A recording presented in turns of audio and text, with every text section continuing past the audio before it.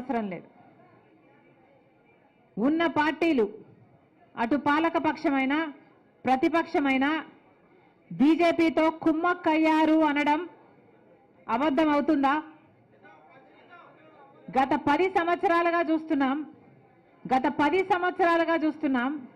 మొదట అధికారంలో ఉన్న టీడీపీ ప్రభుత్వమేమో బీజేపీ పార్టీ 10 సంవత్సరాలు స్పెషల్ స్టేటస్ ఇస్తామంటే చంద్రబాబు గారు 15 సంవత్సరాలు స్పెషల్ స్టేటస్ కావాలన్నారు.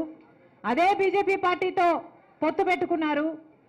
టీడీపీ ఎంపీలను మంత్రులను చేసుకున్నారు.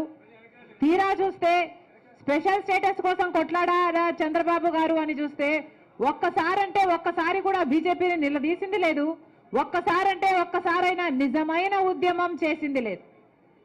ఆఖరికి ఎవరైనా స్పెషల్ స్టేటస్ కోసం పోరాటం చేస్తే వాళ్ళని జైల్లో పెట్టారు, వాళ్ళ మీద కేసులు పెట్టాడు చంద్రబాబు గారు.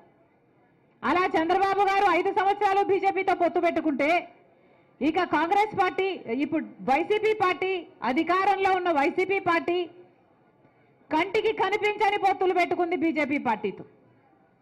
కనీసం ఆయనన్నా చంద్రబాబు గారైనా ప్రజల ముందుకొచ్చి అందరికీ కనిపించేలా ట్రాన్స్పరెంట్ గా పొత్తు పెట్టుకుంటే వైసీపీ మాత్రం బీజేపీకి అసలు ఎవరికి కనిపించకుండానే తెర వెనకాలనే పొత్తులు పెట్టుకొని ఆంధ్ర రాష్ట్ర ప్రజలను మోసం చేసిందన్న మాట అవాస్తవం కాదు.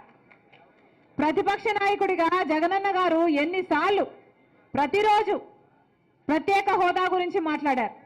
ప్రతిపక్ష నాయకునిగా చంద్రబాబు గారు ముఖ్యమంత్రిగా ఉండగా, చంద్రబాబు గారు బీజేపీతో పొత్తు పెట్టుకున్నాక ప్రతిపక్ష నాయకుడిగా జగనన్న గారు ఎన్నో నిరాహార దీక్షలు చేశాడు స్పెషల్ స్టేటస్ కోసం. ఆ రోజు జగనన్న గారు అన్న మాట, మూకుమ్మడిగా అందరు ఎంపీలు రాజీనామా చేద్దాం,